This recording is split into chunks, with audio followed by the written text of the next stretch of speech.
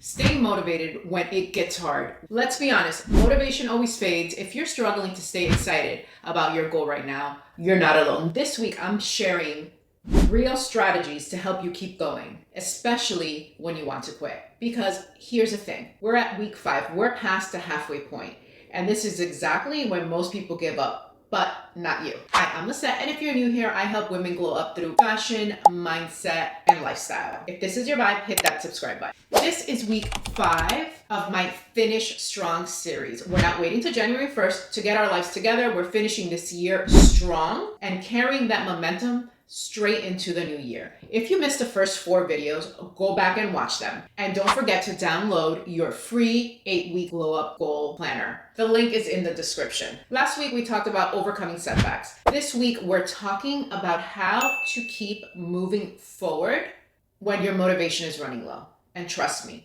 if you're feeling this right now, it's completely normal. Motivation is great for getting started, but it never lasts. Life gets busy, the excitement wears off, and suddenly your goal feels like another thing on your to-do list. And there's actual science behind this. When you first set a goal, your brain releases dopamine, that feel-good chemical that makes you excited and energized. But over time, dopamine gets smaller and smaller. Your brain gets used to the idea of the goal, and what once felt exciting now feels like actual work. That's why week 1 always feels easy. You're riding that dopamine wave, but by week 5, the honeymoon phase is over. This is where discipline has to kick in. The key is to have a plan for what to do when motivation disappears, because it will disappear. The question isn't if, it's when. And more importantly, what will you do about it? Let me tell you a little bit of how I am experiencing this now. I told you guys in one of the earlier videos that I set a real big goal for myself this year. I was so motivated at start, and I committed to focusing 45 minutes every single day on that goal. At first, I was super excited and it felt easy. I was waking up early, I had my coffee, I had my playlist ready. I was that girl. I was doing the thing I said I was gonna do. But here's the reality, motivation fades. Life has gotten so busy, especially now during the holidays. I'm sure you can all relate. There are family commitments, work deadlines, my kids are home, which I'm so excited about. And honestly, some days I'm just exhausted. There are days when 45 minutes just isn't possible for me. The old me would have said, oh, I failed. The old me would have thought, well, if I can't do the full 45 minutes, then what is the point? I've already ruined it, and I would have quit altogether, and I would have told myself, I'll just start fresh in January, which, let's be honest, it's code for I'm giving up now, I'm dealing with it later. But I have learned that it's okay to scale back. Maybe 45 minutes is the goal, but if I can't touch it only for 10 or 15 minutes a day, that's still progress. Some days, literally, I set a timer for 5 minutes and just do what I can. And you know what? Those 5-minute days have sometimes turned into a 20, 30-minute session, because once I got started, I found my groove. And as long as I touch my goal every single day, even if it's just for a few minutes, I personally consider that a win. The key is not giving up entirely, but staying connected to your goal, no matter how small the step. There are plenty of days when I don't feel like working on my goals. Sometimes I'm tired. I have been feeling very overwhelmed lately. I've taken on too many projects. Sometimes I just want to sit on the couch, watch some Netflix, eat some chips. But I've learned that if I only take action when I feel motivated, I'll never get anywhere, because the women who finish strong are the ones who keep going, even when it's hard. They're the ones that show up on the bad days, not just the good days. Before we get into the strategies, I want to talk about something that stops so many of us women, the all or nothing mindset. You know what I'm talking about. It's that voice in your head that says, if I can't do it perfectly, I might as well not do it at all. It's the voice that says, I already missed 2 days this week, so the whole week is ruined. It's the voice that makes you want to quit entirely because you didn't hit 100%. Listen to me, this mindset will sabotage you every single time. Progress is not an all or nothing. A 10-minute workout is much better than no workout. Drinking 4 glasses of water is better than none. Journaling for 2 minutes is better than skipping it entirely. Perfectionism is just fear dressed up in a fancy outfit. I heard that saying somewhere and I love it. And we're not letting fear win. So if you've been stuck in this trap, I need you to give yourself permission to be messy, to be inconsistent, and to be human, because imperfect action beats perfect inaction every single time. Okay, let's get into the strategies. First up, reconnect to your why. When you feel motivation is slipping, go back to your why. Why did I set this goal in the first place? What will your life look like if you achieve it? Who else benefits when you show up for yourself? Here's what I want you to do. Take out a piece of paper or open your notes app on your phone and write down your why in detail, not just I want to lose weight or I want to be healthier. Go deeper. For example, I want to have energy to play with my grandkids without getting winded. I want to be able to put my suitcase in the overhead compartment with no help. I want to feel confident in my clothes. I want to prove to myself that I can finish what I start. I want my daughter to see me taking care of myself so she learns to do the same. Write your why somewhere. You'll see it every day. Put it on your bathroom mirror, on your phone lock screen, in your planner. When you want to quit, read it out loud. Remind yourself that this is bigger than just a number on a scale or a box checked off a list. This is about becoming the woman you want to be. And here's a tip. Take a photo of your why and set it as your phone wallpaper. That way, every time you pick up your phone to scroll, you're reminded of your why and what you're working towards. Strategy number 2, make it smaller.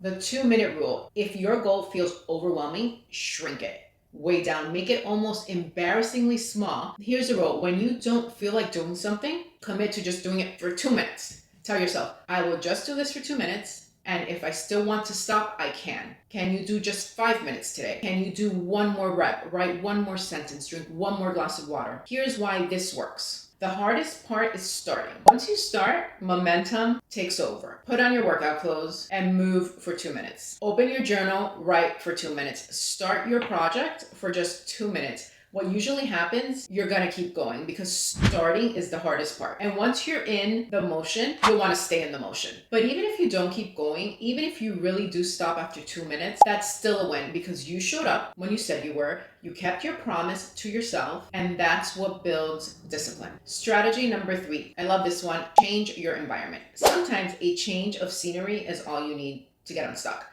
For me, I love going to a coffee shop to work. I don't know why, but something about the energy, the background noise, the smell of coffee, and just being out of the house, because I work from home, helps me focus and get things done. It's like my brain gets a reset. If you're feeling stuck or unmotivated, try moving your workout to a new location. Instead of working out in your bedroom, go to a park or try a new gym or a new class. If you journal at your kitchen table, try taking your journal to your favorite cozy chair or outside on your deck. Even those small little changes help. Rearrange your workspace, light up a new candle, put a different playlist on, change into an outfit that makes you feel good, not your ratty old sweatpants, but something that makes you feel like you have your life together.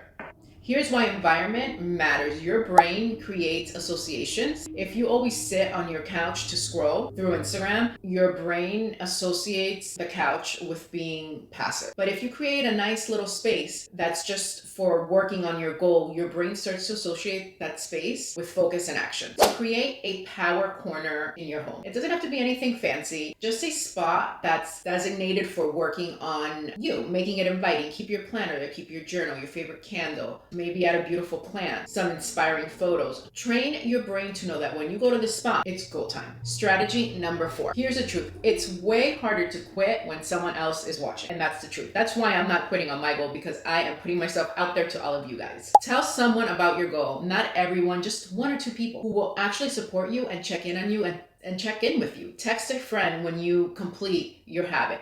Send them a quick day 5 done message with like a little emoji. Share your progress in the comments below or on Instagram and tag me. I read every single comment and get back to every single person. And I will definitely be cheering you on. Use your planner to track your wins and check in every week. There's something powerful about seeing those check marks add up. It's visual proof that you're showing up. And if you don't have someone in your life who gets it, find your people online. Join a Facebook group, follow a hashtag related to your goal, comment on videos like this. Comment on this video. The community here is great. We will be cheering you on. Community makes all the difference. Here's a specific tactic. Find an accountability buddy and set up a daily check-in. It can be as simple as sending each other a photo every day, a pic of your workout, your healthy meal, your page after you're done journaling. Whatever your goal is, you don't even need to write a caption. Just send a quick pic. Just the act of sending that photo creates accountability. Or try this: post on Instagram stories at the beginning of each week with your goal for the week, and then do a follow-up story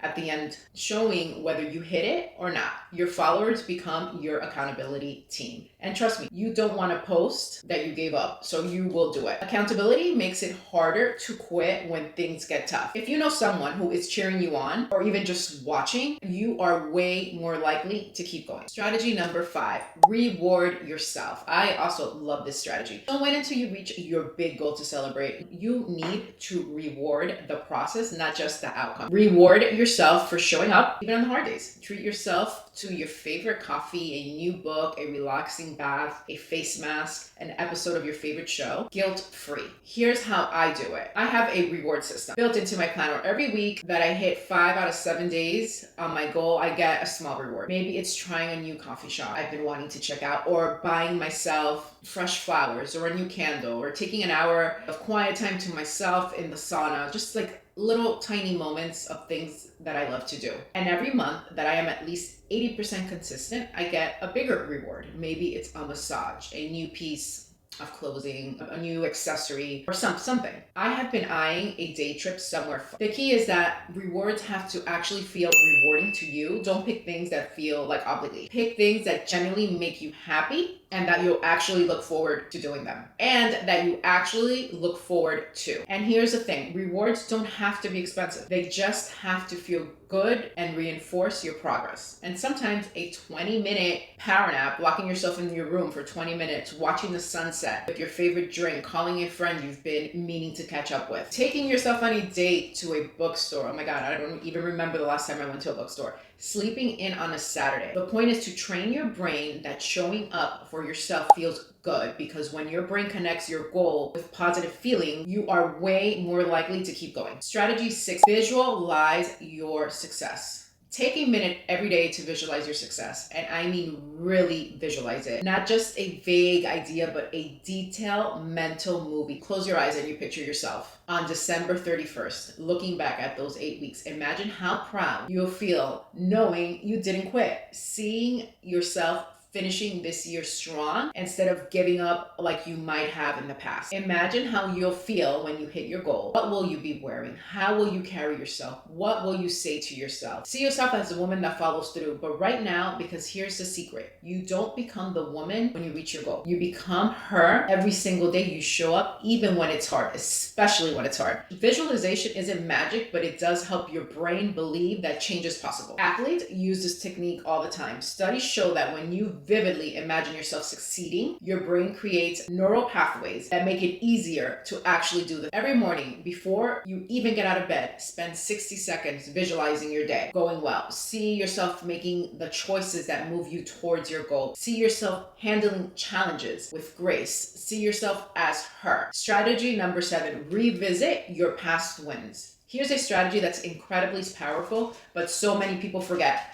Look back at what you're already accomplished. When you're feeling unmotivated, it's easy to focus on how far you still have to go. But I want you to flip the script and look at how far you have already come. Go back through your planner and count up how many days you're shown up. Read through your past journal entries. See the progress in your mindset. Look at the photos you've taken along the way. You already proven you can do hard things. This isn't your first challenge. And you made it through every single hard day you've ever had. Your track record isn't 100%. Here's what I do. I keep a wins journal where I write down every small victory on days when I want to quit. I flip through it and remind myself of all the times I thought I couldn't do something, and then I did it anyway. Make a list right now of 5 things you've accomplished in your life that you're proud of. Oh, what is here? They don't have to be huge. Maybe you learned to cook, you raised your kids, you changed careers, you survived a difficult time. Those things took strength and commitment. Bless you. You already have what it takes. You're not starting from zero. You're building on a foundation, everything you've already overcome. Don't forget that. Remember the 80-20 rule. You don't have to be perfect. Aim for 80% consistency. That means out of the 7 days, if you hit 5 to 6 days, you're golden. You're winning. If you miss a day, just get back on track the next day. Remember that we want progress, not perfection. That's the mantra. Here's what 80% consistency looks like over time. It's way better than 0% consistency. The person who shows up 5 days a week for a year is going to see massive results compared to the person who's perfect for 2 weeks and then quits. This week, your challenge is to pick one strategy from this video and commit to using it every time your motivation dips. Just one. Don't try to do them all. I'm just giving you a whole bunch of different ideas. Pick the one that resonated most with you this week. Comment below and tell me what's your go-to strategy for staying motivated. Which one are you going to try this week? Let's support each other and let's finish strong together. If you want extra accountability, share your motivation tip with me on Instagram and tag me. I will be cheering you on. You're at week 5.